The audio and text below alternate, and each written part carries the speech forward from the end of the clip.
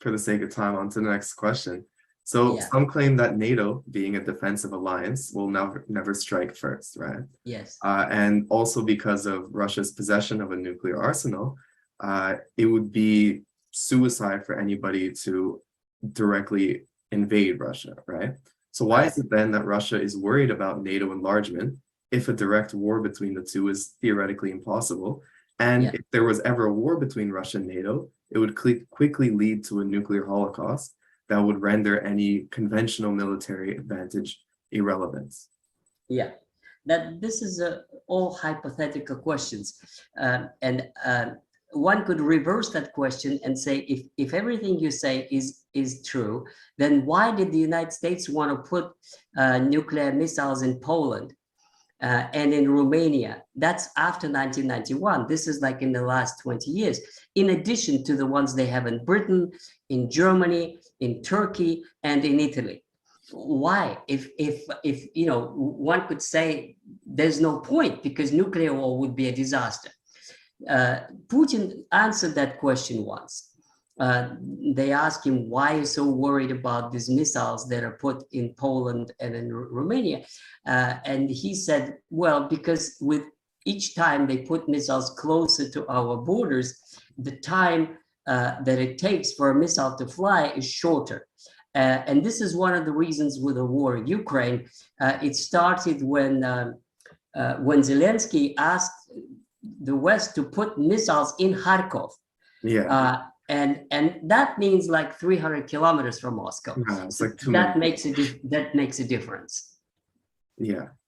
So it's mostly just giving that time to react if there's ever a first strike. Yes, exactly. If you're surrounded by bases as Russia is from all sides with the US, yes, there's a fear of a first strike that would incapacitate your armed forces in one strike, and whatever is remnants that are left over are not enough to survive. This is obviously a fear. Yeah. But can't you make the counter argument then that if we assume that the political elites in somewhere like Poland or Ukraine are worried about potential aggression coming from Russia, it would make sense for them to want to have nuclear weapons placed in their territory in order to prevent, right? Because if there's nuclear missiles in Kharkiv, in Kiev, then Russia is going to think twice before they're going to, you know, try to send troops in, because that's obviously a much riskier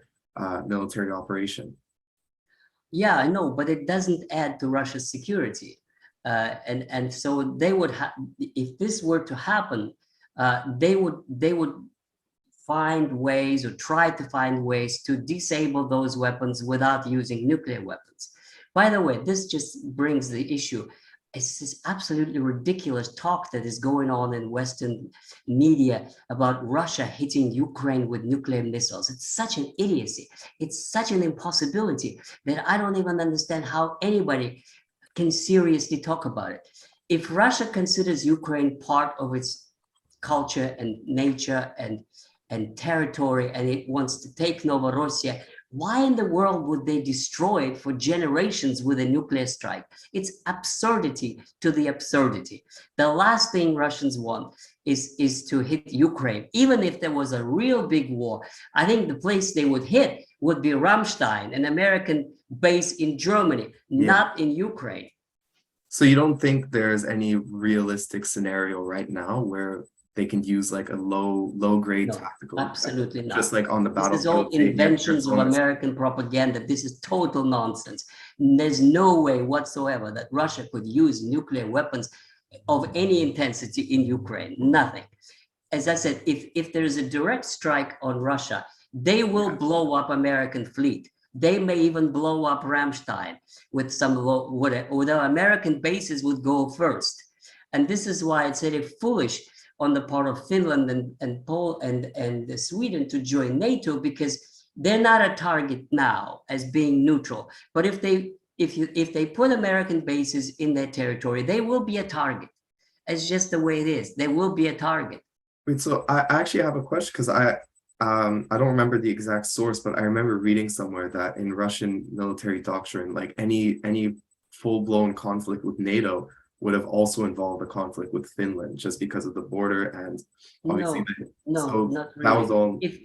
If there's missiles flying and there's nothing in Finland, then there's nothing in Finland. Why should Finland be hit?